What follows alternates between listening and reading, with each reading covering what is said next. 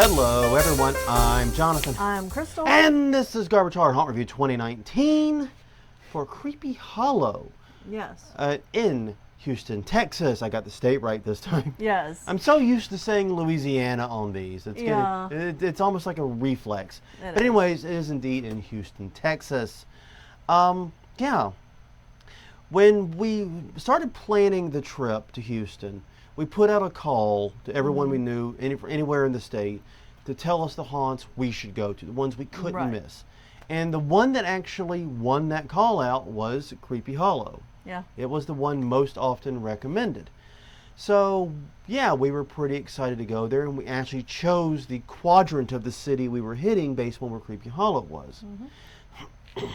And so after a relatively disappointing time at Redrum, we decided to shift gears and just try Creepy Hollow. We actually left Redrum kind of in a hurry because we felt we needed to get to Creepy Hollow. Right. Now, right off the bat, Creepy Hollow is $35 a person, plus $10 if you want Fast Pass. And I'm going to say this, the Fast Pass is a hell of a deal here. It is. If you are not wanting to sit around in line forever, definitely go for the Fast Pass. Yeah, because the lines at Creepy Hollow, and this was on a Saturday fairly in like mid-season. Right. It was slammed with humanity. We never would have been able to make it to all the haunts we had to in that night if we had No. not done that. No. I'm very glad we did, and I'm very glad we were able to get through Creepy Hollow fairly quickly. There are 3 attractions there. The 288 Scare Factory is kind of their main one. It's either that or Darkwoods. I'm not sure which they really I believe. think Darkwoods is the main one. Okay. But they also have Pitch Black, which is Right. a 3D clown thing again. Yes. We were going to go through 288 Scare Factory first, but someone was injured or had passed out in the haunt, or there was a medical emergency in the haunt. Yeah. So since we were VIP, we just jumped back out of line and decided to go to Pitch Black. And by the way, the backtrack here for a second, the ticket booth was really hard to find. Yes. There was not a sign that said tickets. And there was also a bit of a nasty surprise with parking in that it's paid parking. I'm not a fan of paid parking, especially at a place that I'm about to drop nearly $100 at. Yeah. $5 for parking. That just seems really superfluous, considering you know why everyone's parking there. Exactly. They're parking to go to your haunt. Yeah, they're not parking to go to the football game or whatever next door. They're parking for the haunt. But anyways, neither here nor there. After we found the ticket booth, after we got the tickets, which were technically lanyards, Right. in which, once again, much like Redrum, they only allow you to go through each attraction once, and they deal with that. With Redrum, they would mark out on the wristband. Here, they cut off the corners of your lanyard. Right. Interesting? Yeah. But anyways, It's kinda cool. we went to Pitch Black first. There was a bit of a miscommunication. They tried to stick us with one group, but it was full. Yeah. And so we got to stand on a grating staircase, like the floor was grating, Right. while we wait for the first group to get read the rules. Yeah, we did. And then we go in, and this absolutely adorable actor, who was Yeah. one of the best things at the haunt, Yeah. Definitely most memorable. you know, very, very memorable, read the rules to us and the other people that were with us. Let us know that it was a touch haunt, Yep. which we did not know going in. You may be touched, you cannot touch us type thing. And yeah, and sent us in, and it was definitely a touch haunt. In fact, all the attractions are touch haunts. I had my hair down at the time. It's opposite of today. Yeah. She had hers back, I had mine down. We'll just say that I left, I had to wash the fake blood out of my hair. Yeah. Had to go back to the hotel and do that after we got done with our night. Yeah. But here's the thing. Once again, with this, much like with Redrum, the attractions, I think, were better designed and better decorated, Yeah. I do believe that too. but they still, in places, felt empty. Yeah. And they were still extremely short. None of them, according to our clock, made it longer than about 8.5 minutes. No, and in fact, this first attraction only made it past 4. Yeah, I mean, Barely. and that's weird because you go through this whole lengthy rule sequence for a 4-minute haunt. Yeah. So we did 288 next. Yeah. And it was a very similar situation. They read you the rules. They do all that. They read you the rules at every haunt. They do. They impress the rules on you at every haunt. Well, and that's not bad because no. I mean, if Only that's going your for first one. Yeah. then you need those. Yeah, and that's kind of the nature of the beast, but it does make me wish there had been like a centralized way to get the rules across. Yeah. But regardless, that one, once again, I don't really have many strong memories of it looking back. 288 Scarehouse. But long and short of it was, it also, once again, felt naked in places. It felt bare of actors in some places. In some areas, like I said, when you go through a good scene, it would look really impressive. And it would look very, very cool and had some great actors. But it also didn't feel like they were designing for the scare that much. Yeah, it definitely didn't. It felt more of a, oh, this is a cool room idea. We're gonna build a room based upon a laboratory or whatever, Yeah. and then just stick an actor in, and the actor will figure out how to make it scary. Yeah. That's not the way to treat your actors. The number of actors that can pull that off are very few. Yeah. Very few.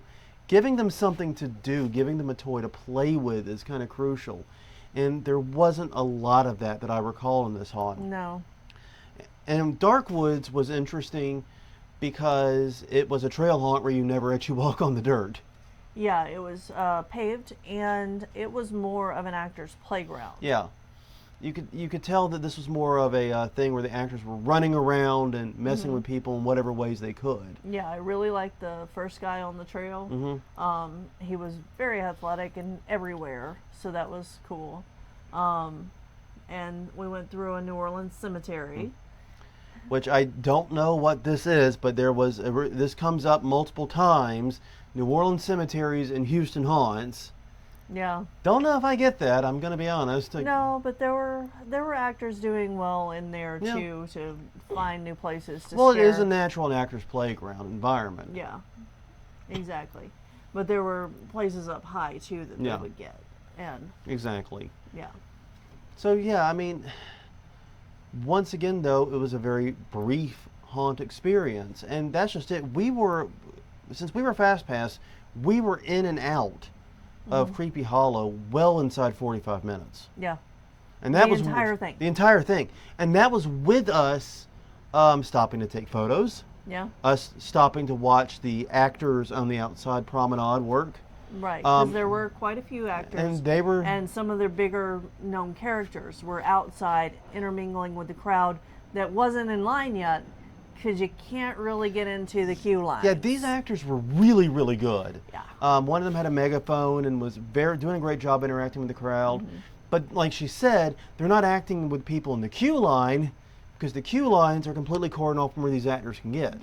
The result of that is we had been stuck in those queue lines waiting like that. I have a feeling we would have gotten bored and cranky. Oh, yeah. And we so- would have. especially since we came there cranky. Yeah, especially since we came there cranky, and especially since the actual haunts themselves were very short. Yeah, they were.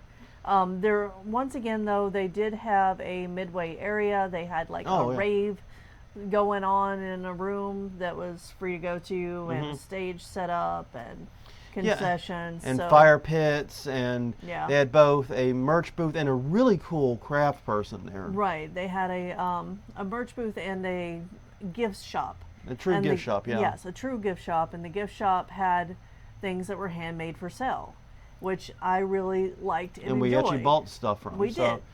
So yeah, between Redrum and this, what I'm realizing is that these Houston haunts have a very different idea of how to provide a haunted attraction experience than what I'm used to. We're used to going to this haunt. It's a big mammoth haunt. You're going to spend 30 minutes in line, maybe 30 minutes going through the haunt. Then there's an outside area where you can maybe buy your drinks or do the bowl or whatever, do a couple odds and ends. Right. But it's not really a place you're meant to mingle and spend a lot of time at after you're done with the attraction. Here, it's obvious, and this is partially obvious because both Redrum and Creepy Hollow had places to drop off. Yeah, exactly. That this is a place you're supposed to show up and spend an evening, and the haunts are only a very tiny part of that experience. Yeah, and that's what we saw parents doing over and over again, was dropping their kids off for the night.